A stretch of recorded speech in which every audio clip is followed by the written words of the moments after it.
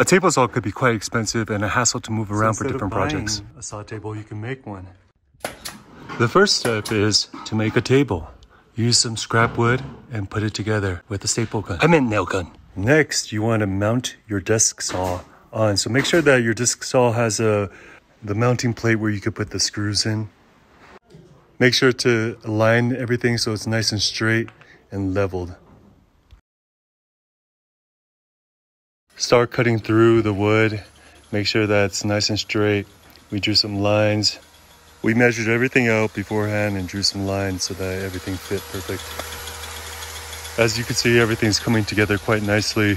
This is a temporary table, so yeah, you can critique that it's ugly or whatnot, but then it does what it does and it works. And if you don't want to spend a lot of money for a project, you can just make one and throw it away later.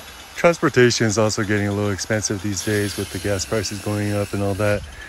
So yeah, why not? Why not make a temporary table? Then you want to make your own custom support beam so that you can run the pieces of wood through depending on what kind of project you're doing, and you can customize it.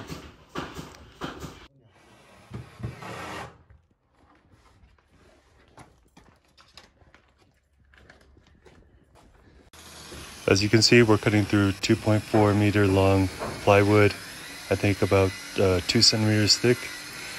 And the thing that's good about building your own table is that it's customizable, so then we can also remove that bracket and make it to fit any other measurements and customize to your needs.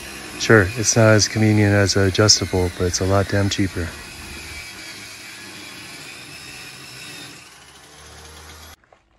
Here's another look from underneath the table and the way the disc is mounted. Right now it's at a 45-degree angle. So you can and then you have twist to level and turn. You have to make a bigger hole, of course, on top of the table. And you can even do 45 degrees.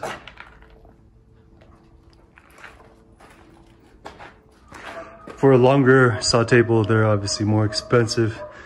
The smaller ones are affordable, but then the long ones can get quite pricey. So yeah, if you are in a need for a long saw table, cutting like 2 meters and over, make one.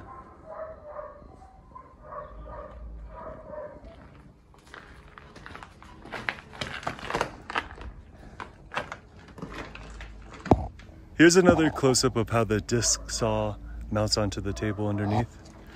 And that's about it, guys. I hope this video helped. Please like or comment.